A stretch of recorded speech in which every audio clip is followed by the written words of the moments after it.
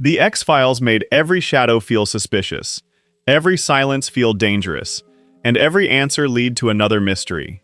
Mulder searched for the truth, Scully demanded proof, and together they changed sci-fi television forever. But 33 years later, the real lives of the cast have taken turns even the files never predicted. Careers transformed, familiar faces changed, and some stars sadly gone. Now, let's reopen the case and see who's still alive in 2026. Fox Mulder was played by David Duchovny at the age of 33. Brilliant, obsessive, and always one step away from sounding completely crazy, Mulder became the FBI agent who made paranoia feel weirdly romantic. He chased aliens, monsters, government cover-ups, and every impossible clue, because deep down, he was still that kid trying to understand why his sister disappeared. Today, at 65, he still carries that dry, slightly detached. After Mulder, his career moved through Californication, Aquarius, novels, music, and film work. But let's be honest, for a whole generation, he will always be the guy in the basement office with the "I want to believe" poster behind him. Mulder worked because he was not just chasing little green men. He was chasing grief, truth, and maybe some kind of proof that the world was not as ordinary as people wanted it to be. That mix of intelligence, loneliness, and deadpan humor made him one of 90s television's coolest weirdos. Melvin Frohike was played by Tom Braidwood at the age of 45. Scruffy, suspicious, and proudly living on the weird edge of the information age, Frohike gave the X-Files some of its best paranoid nerd energy. As one of the lone gunmen, he was part hacker, part conspiracy junkie, and part guy who looked like he had not trusted the government since birth. Currently 77, he has mostly stayed behind the camera compared with the bigger stars of the show. Before and during the X-Files, he worked as an assistant director and producer, which makes Frohike even more fun in hindsight. The conspiracy guy on screen was also one of the people helping the show function behind the scenes. Frohike was funny because he felt like the kind of person Mulder would absolutely know. He was odd, intense, loyal, and just creepy enough to fit perfectly in that basement world of secrets and bad lighting. Whenever the lone gunman showed up, the show suddenly felt more underground, more paranoid, and a little more fun. Richard Langley was played by Dean Haglund at the age of 28. Blonde, sarcastic, and looking like he trusted computers more than actual people, Langley brought that perfect 90s. He was the lone gunman who felt most plugged into the coming internet age. Paranoid, funny, and always ready to believe the system was lying before anyone even finished the sentence. These days, at 60, he still leans into the strange little world that made fans love him in the first place. He has stayed active through comedy, podcasts, conventions, and fan events, often bringing the same offbeat humor that made Langley feel like the guy who had 3 passwords, 5 theories, and 0 patience for official explanations. Langley gave the conspiracy side of the X-Files a sharper, geekier bite. He was not polished, heroic, or smooth, and that was the fun. Whenever he, Frohike, and Byers showed up, the show felt like it had dropped into some basement corner of America where every file was secret and every phone line was probably tapped. Walter Skinner was played by Mitch Pileggi at the age of 42. Stern, square-jawed, and always stuck between the FBI rulebook and Mulder's latest impossible theory, Skinner became the boss who somehow felt both threatening and protective. He could shut Mulder down with one look, but you could also tell he knew something was wrong higher up the chain. Currently 74, he still has that tough, no-nonsense screen presence that made Skinner so believable. After the X-Files, his career kept moving through shows like Supernatural, Sons of Anarchy, Dallas, and Walker, often playing men with authority, secrets, or just enough edge to make a room feel tense. Skinner was great because he was not just the angry boss. At first, you were never totally sure whose side he was on, and that uncertainty made him perfect for the show. Over time, he became one of the few people Mulder and Scully could almost trust, which, in the X-Files, is basically a love language. John Doggett was played by Robert Patrick at the age of 42. Tough, skeptical, and carrying a very different kind of pain than Mulder, Doggett walked into the X-Files with one of the hardest jobs on television, replacing the guy everyone missed. He did not try to be Mulder, and that was probably the smartest thing about him. Today, at 67, he is still one of those actors who can make a scene feel more serious just by walking in. His career stretches from Terminator 2 to The Sopranos, Scorpion, Peacemaker, and plenty of hard-edged roles where that gravelly voice and cold stare do a lot of heavy lifting. Doggett deserves more credit than he sometimes gets. He brought the show back down to earth when everything had gone deep into mythology, alien babies, and government fog. He was blunt, loyal, wounded, and stubborn in a very human way. The kind of skeptic who made belief feel earned. John Fitzgerald Byers was played by Bruce Harwood at the age of 30. Polite, nervous, and dressed like he was the only lone gunman who still believed in proper office wear, Byers brought a strangely wholesome edge to the conspiracy crowd. He was paranoid, sure, but compared with Frohike and Langley, he felt like the guy who might still say, "Excuse me," while hacking into a government database. Currently 63, he has lived a quieter public life than many fans might expect. After The X-Files and The Lone Gunman, he continued working in television and voice roles, but Byers remains the character most people instantly connect with him. Byers made The Lone Gunman feel balanced. Frohike had the grit, Langley had the hacker attitude, and Byers had the conscience. He gave the trio a softer, more decent center. The kind of guy who believed the truth mattered, even if getting to it meant crawling through America's weirdest pile of secrets. Smoking Man was played by William B. Davis at the age of 55. Calm, cold, and always half hidden in a cloud of cigarette smoke, he became the face of everything rotten behind the curtain. He did not need to yell or throw punches. One quiet sentence from him could make the whole conspiracy feel older, darker, and much harder to kill. These days, at 88, he is still tied to one of television's most iconic villains. His career also stretched into theater, teaching, directing, and writing, but The X-Files gave him the kind of role that follows an actor forever. The man in the shadows, watching everything, saying almost nothing, and somehow terrifying everyone. Smoking Man worked because he felt less like a person and more like a system. Government lies, secret experiments, buried files, alien deals. He seemed connected to all of it. Every time he appeared, the room got colder, and the truth felt even further away. Marita Covarrubias was played by Laurie Holden at the age of 26. Elegant, controlled, and never fully safe to trust, Marita slipped into the X-Files as the kind of informant who made every answer feel like another trap. She had the calm voice of someone helping Mulder, but in this show, help always came with a shadow attached. Today, at 56, she is still familiar to genre fans across several different worlds. After The X-Files, her career moved through The Walking Dead, The Boys, The Shield, and Silent Hill, often playing women who carry toughness, mystery, or emotional damage just under the surface. Marita had that classic X-Files danger. She looked like a doorway to the truth, but you were never sure what was waiting on the other side. In a world full of informants, double crosses, and men in dark rooms, she fit right in. Polished, quiet, and impossible to read. Monica Reyes was played by Annabeth Gish at the age of 30. Open-minded, calm, and a little more willing to believe than Doggett, Reyes brought a different kind of energy into the later years of The X-Files. She was not Mulder, not Scully, and not trying to be either one. She had her own softer, stranger way of walking into the darkness. Currently 55, she has kept working steadily across television and film. Her career moved through Mystic Pizza, The West Wing, Sons of Anarchy, The Haunting of Hill House, and Midnight Mass, often playing women who seem composed on the outside while carrying something heavier underneath. Reyes had a tough spot in the show's history. By the time she arrived, fans were already protective of Mulder and Scully, so winning people over was never going to be easy.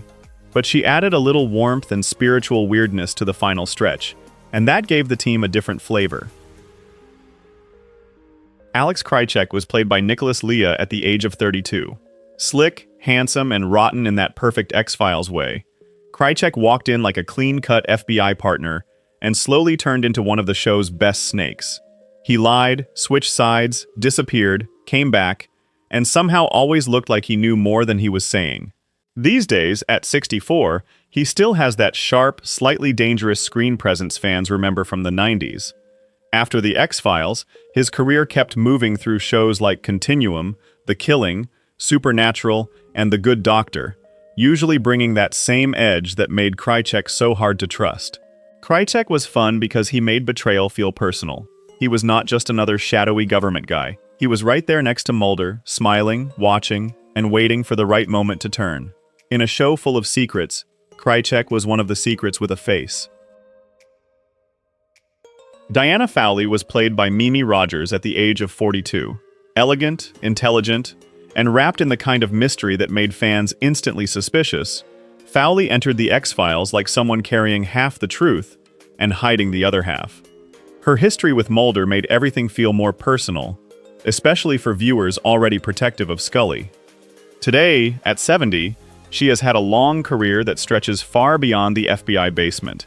She appeared in films and shows like The Rapture, Austin Powers, Bosch, and many other projects, often bringing a cool, controlled presence that fits perfectly with characters who may know more than they admit. Diana Fowley is one of those characters fans still side-eye. She was calm, polished, and way too close to the conspiracy for comfort. Whether people liked her or not, she did exactly what the X-Files needed, made the emotional triangle messier and the truth feel even more slippery. Mr. X was played by Stephen Williams at the age of 45. Hard, dangerous, and never interested in holding Mulder's hand, X brought a much rougher kind of informant energy to the X-Files. Deep Throat felt mysterious and almost elegant. X felt like he might help you, threaten you, or let you die, depending on what the truth was worth that night.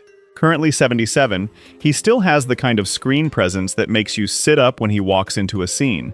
His career later moved through Supernatural, 21 Jump Street, The Blues Brothers, and plenty of tough guy roles where that voice and stare did half the work before he even said much.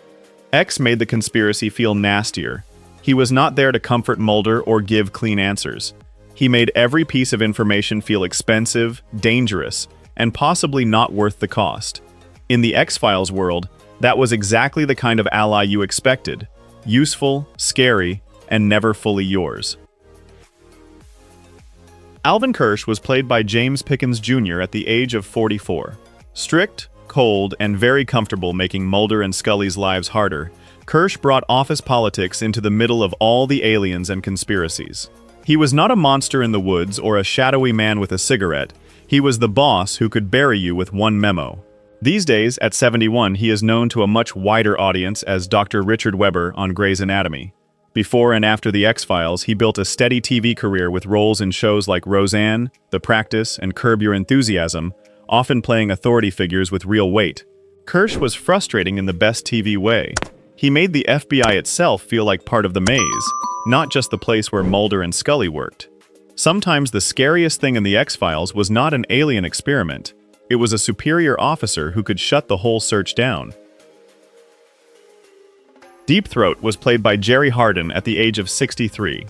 Quiet, careful, and wrapped in that old Cold War kind of secrecy, Deep Throat gave Mulder his first real doorway into the conspiracy. He never told everything, which somehow made every little warning feel heavier. Today, at 96, he is one of the oldest surviving familiar faces from the X-Files. His long career stretches across film, television, and theater, with appearances in Star Trek, The Next Generation, Big Trouble in Little China, and many classic TV guest roles that made him one of those actors people recognize instantly. Deep Throat gave the early show its shadow. He made the conspiracy feel bigger than Mulder's theories, and older than the files in that basement office. Every time he appeared, the truth seemed close enough to touch, and still just out of reach. Jeffrey Spender was played by Chris Owens at the age of 36. Nervous, ambitious, and clearly carrying more baggage than he wanted to admit, Spender came into the X-Files like a man trying very hard to look in control. He was tied to the conspiracy in ways that made him uncomfortable, and that tension gave him a strange, uneasy place in the story.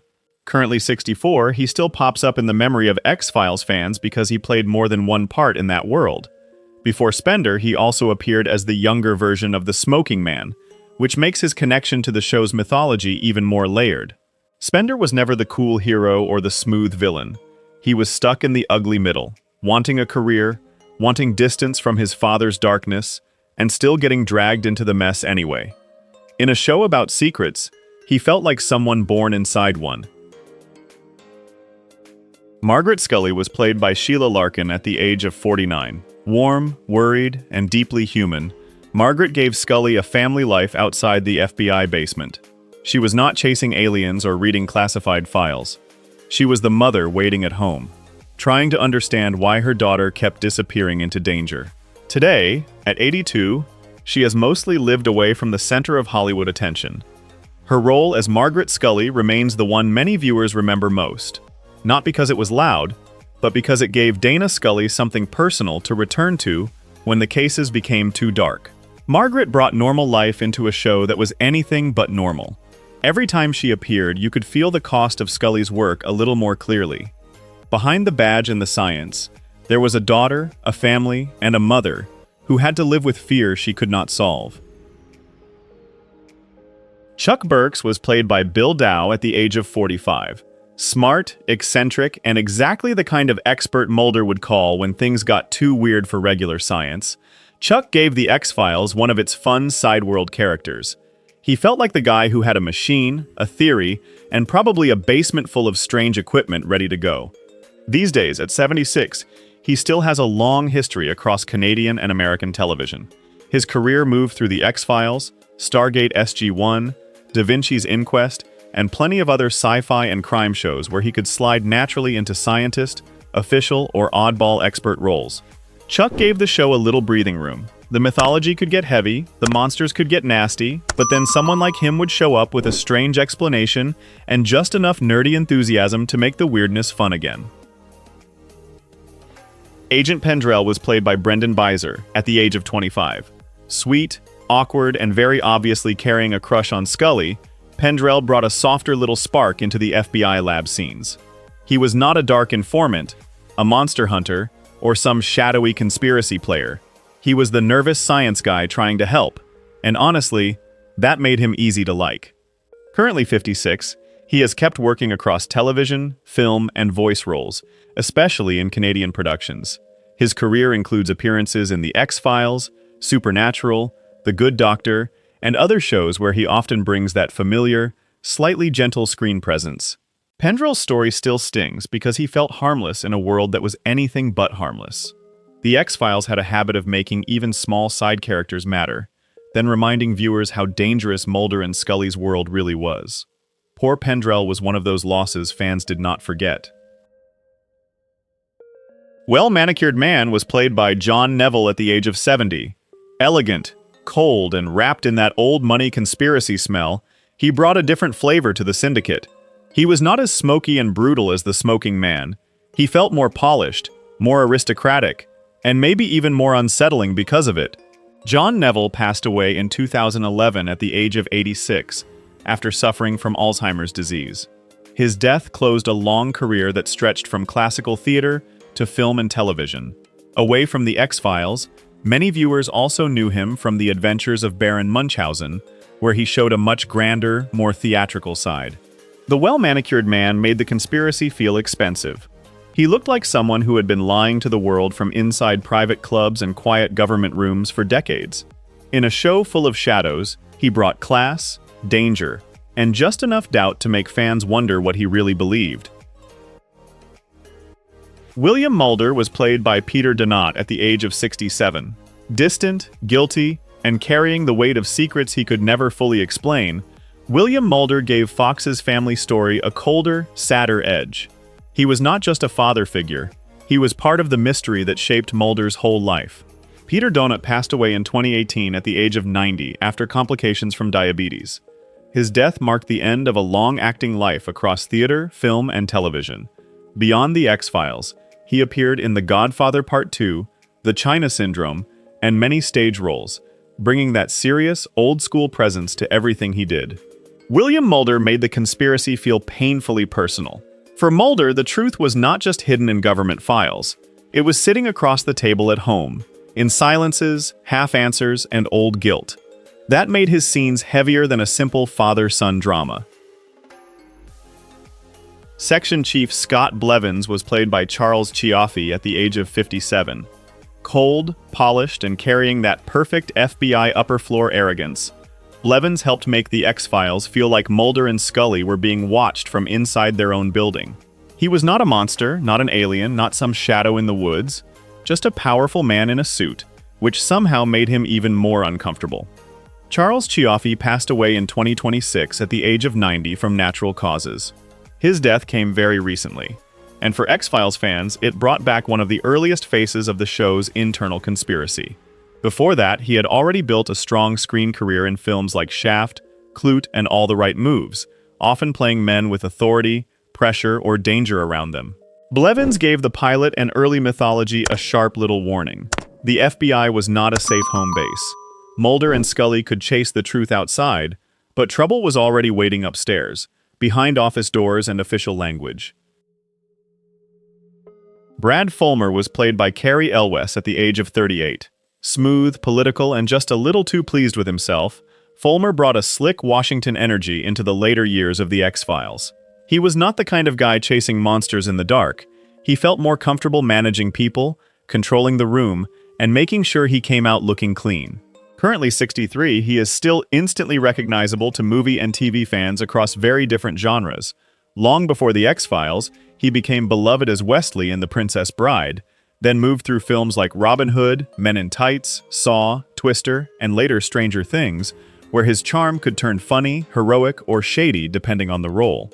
Fulmer worked best as political friction. He was not some grand mythology villain, but he made the office politics around Doggett, Reyes, and Scully feel messier. In a show already full of secrets, a polished career man with his own agenda fit right in. Gray-haired man was played by Morris Panek at the age of 43. Quiet, severe, and almost faceless in that classic conspiracy way, he added another cold figure to the Syndicate's world. The X-Files was great at making men in suits feel more frightening than any monster, and characters like him helped keep that smoke-filled backroom mood alive. Today, at 74, he is known not only as an actor, but also as a major Canadian playwright, director, and theater artist. His career moved far beyond screen appearances, with award-winning stage work that gave him a very different creative identity from the shadowy figures he played on television. The gray-haired man is the kind of role that fits the X-Files perfectly. You may not know everything about him, and that is the point. He is part of the wall of silence around the truth. Another calm, unreadable face making the conspiracy feel older, richer, and harder to break. Cassandra Spender was played by Veronica Cartwright at the age of 48. Fragile, haunted, and carrying the kind of fear that made every alien abduction story feel painfully human, Cassandra brought real sadness into the X-Files mythology. She was not just another case for Mulder and Scully. She felt like someone whose whole life had been broken open by things no one wanted to admit were real. Currently 77, she still has one of those faces genre fans instantly recognize. Long before the X-Files, she had already been part of major sci-fi and horror history through Alien, The Birds, and Invasion of the Body Snatchers, which made her feel right at home in a show built on fear, paranoia, and things hiding in plain sight. Cassandra made the conspiracy feel less abstract. It was not only secret meetings and government files, it was bodies, families, trauma, and people who had been used for years. Her story gave the mythology a more wounded, personal edge. Dana Scully was played by Gillian Anderson at the age of 25. Brilliant, skeptical, and tougher than almost everyone around her expected, Scully walked into the X-Files as the scientist sent to question Mulder's work. But she became the emotional anchor of the whole show, the calm voice, the sharp mind, and the person who made belief feel earned. Today, at 57, she is still having the kind of career most actors would envy. After The X-Files, she moved through The Fall, Sex Education, The Crown, Hannibal, and plenty of stage work, proving again and again that Scully was only one chapter, even if it became the chapter that changed everything. Scully became iconic because she was never just the skeptic. She was smart, funny in that dry little way, vulnerable when it mattered, and stubborn enough to stand in front of monsters, men in suits, and impossible science without blinking. For a generation of viewers, she made intelligence look powerful. Thank you for watching. We hope this look back at the X-Files cast brought back unforgettable memories. Please share your thoughts in the comments, and don't forget to like, subscribe, and join us in the next video.